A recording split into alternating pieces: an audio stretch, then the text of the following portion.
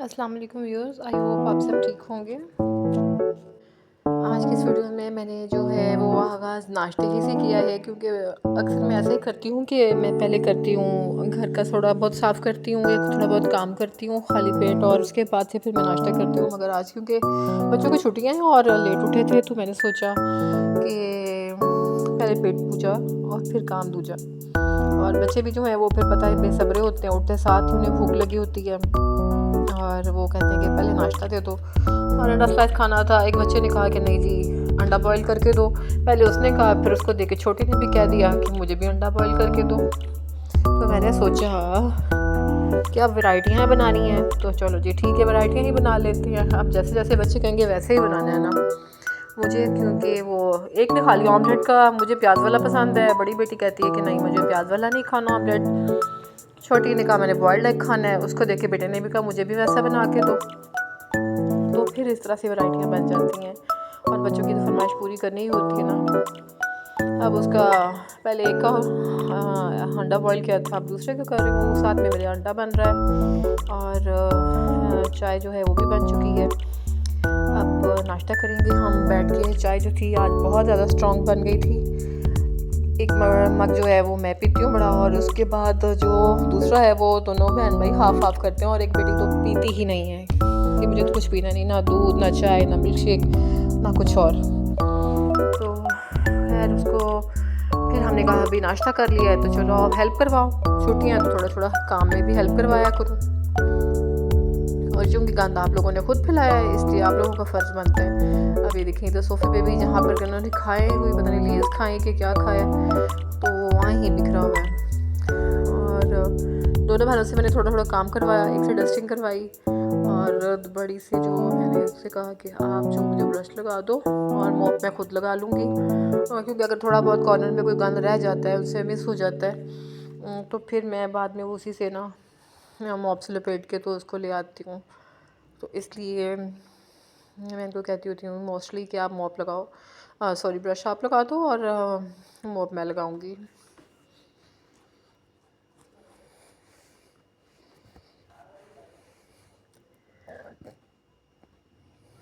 ये दूसरा सोफ़ा जो है, जो हमने बेड सोफ़ा है, इसको मैंने बहुत आगे खींचा हुआ है क्योंकि कूलर की हवा और पंखे के नीचे किया हुआ है इसको, क्योंकि वो साइड पे पड़ा हुआ था तो उधर बहुत ज़्यादा ना डिस्टेंस था कूलर में और उसमें पंखे में। और ये देखें ये इन्होंने नीचे चिपकाई नहीं है, चॉकलेट्स हैं या बबल हैं, क्या चीज़ है ये।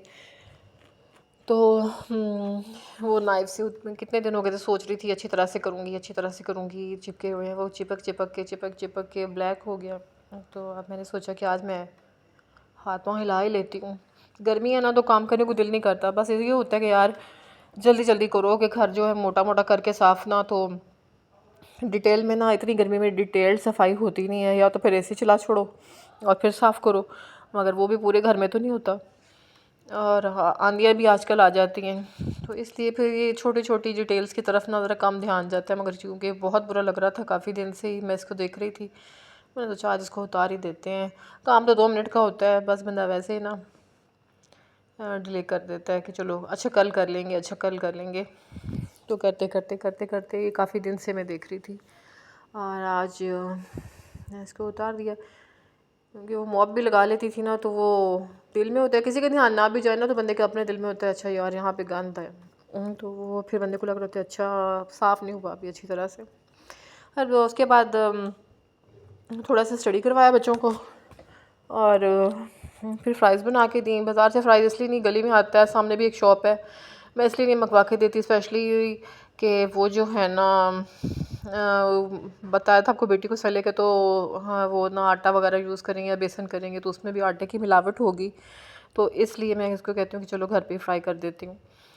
और इस तरह इनको तीनों प्लेटों में तीनों हिस्से कर दिया। और फिर मैंने सोचा कि कीमा जो है ना वो मैं बच्चों ने, क्योंकि शाम को चले जाना था अपनी दादों के घर, अपने पापा के घर में, और मैंने सोचा कि चलो कीमा तो बॉईल करके रखती हूँ, क्योंकि गैस जो है मैं कुकर भी यूज़ नहीं करती और गैस आती है 2 घंटे के लिए शाम में 6 से 8 के लिए, कभी 8:30 से आती है और कभी वो 8 बजे भी चली जाती है और कभी कभी 9 बजे भी जाती है, बस मूड है उसका भी। मैंने सोचा कीमा गला छोड़ती हूँ, कल को बच्चे आएंगे तो उनको राइस बना दूँगी कीमे वाले। उधर कीमा गल रहा था और इतने में मैं फिर डस्टिंग की तरफ आ गई। क्योंकि बाकी काम हो चुका था, बच्चे बाकी काम कर गए थे।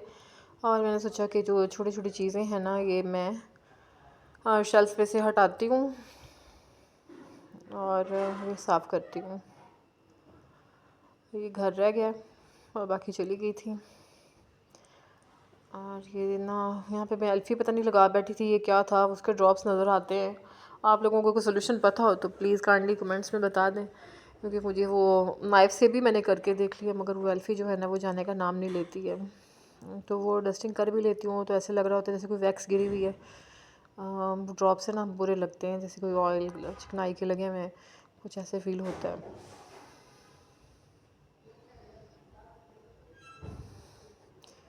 यहाँ पे भी इन्होंने कोई ग्लू टाइप की कोई चीज़ लगाई हुई है, वो तो मुझे समझ नहीं आ रही थी कि मैं कैसे उतारूँ। फिर मैंने ऐसे किया कि वो जो तपड़ी वगैरह जो मॉप होती है ना, उसको मैंने कहा चलो ये बी वैक्स मैंने ऑनलाइन मंगवाई थी, बहुत अच्छी है।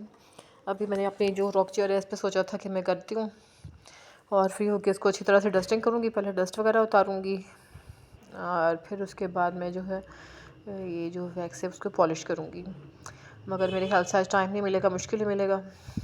इधर यहाँ सिंक भी बहुत गंदा है, इसका भी मुझे समझ नहीं आती है। यहाँ पे भी वो हार्श केमिकल है कोई, वो गिरा दिया था जब मेरे हस्बैंड इधर मेरे साथ रहते थे तब, तो तब उन्होंने गिरा दिया। तो उसके बाद से ऐसे ही है, तब नया घर था और नई चीज़ें थी, तो वो नए नए को ही नज़र लग गई थी। उसके बाद मैंने सोचा कि अब इसको क्या करूँ, मैं वैसे यूज़ करती थी, अब आए दिन तो चीज़ नहीं ली जाती ना।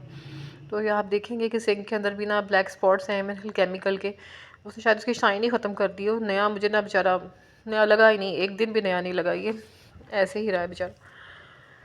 तो खैर साफ़ तो करना ही है और ये यूज़ नहीं करती मैं, फिर भी इसको जब मैं डस्टिंग करती हूँ तो इसको मैं लाजमी, चाहे गीले कपड़े से ही साफ़ क्यों ना करूँ, क्लीनर से ही क्यों ना करूँ, और मैं इसको ना साफ़ करती हूँ लाजमी।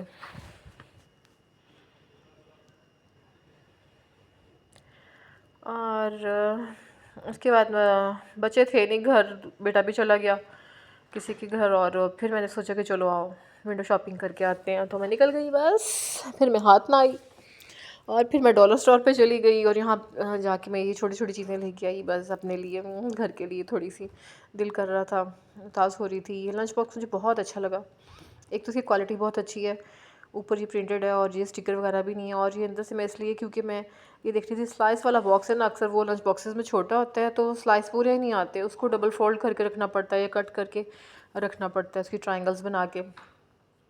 तो ये मैं देख रही थी कि काफ़ी स्पेस है इसमें, और ब्लैक कलर मेरे वैसे भी बहुत अच्छा लगता है मुझे, चाहे वो घर की चीज़ों में हो, चाहे वो फर्नीचर में हो, चाहे वो कपड़ों में हो, चाहे वो जूतों में हो, तो मुझे ब्लैक कलर तो मेरा फेवरेट है। तो इसका मटेरियल भी बहुत अच्छा था, तो इसलिए मैंने ये ले लिया। और ये मेरे पास पीलर नहीं था और साथ में इसके नाइफ़ भी थी, तो 300 में क्या बुरा है भाई, दोनों चीज़ें यहाँ आ रही हैं। और इसके अलावा मैंने वो मेकअप बॉक्स भी लिया, आपको दिखाया, ऑयल का जग भी लिया। ये छोटी सी ट्रे आजकल बहुत ट्रेंड है इसका, मैं अक्सर देख रही होती हूँ, कोई चीज़ ना भी सर्व हो तो डेकोरेशन के ही काम आ जाती है, कोई डेकोरेशन पीसेस, कोई परफ्यूम्स इस पर रख सकता है बंदा। और ये जार्स मैंने लिए थे कुछ, मेरे जार्स जो थे वो ख़राब हो गए हुए थे, तो मैंने सोचा दालों के लिए, बड़ी बड़ी चीज़ों के लिए, इसमें दालें बेसन वगैरह ज़्यादा चीज़ जो अमाउंट में आती है, शुगर इसमें डालूँगी मैं। और फिर मुझे भूख बहुत लग रही थी तो हल्का फुल्का मैंने कहा चलो, बच्चों ने पता नहीं रात स्टे करना है उधर, वो भी कंफर्म नहीं है, आ गए तो ठीक है, खाना खा के आएंगे, तो मैं अपने लिए लेती आई कि चलो मैं ये खा के सो जाऊँगी। और तब तक के लिए अगले ब्लॉग के लिए अल्लाह हाफ़िज़।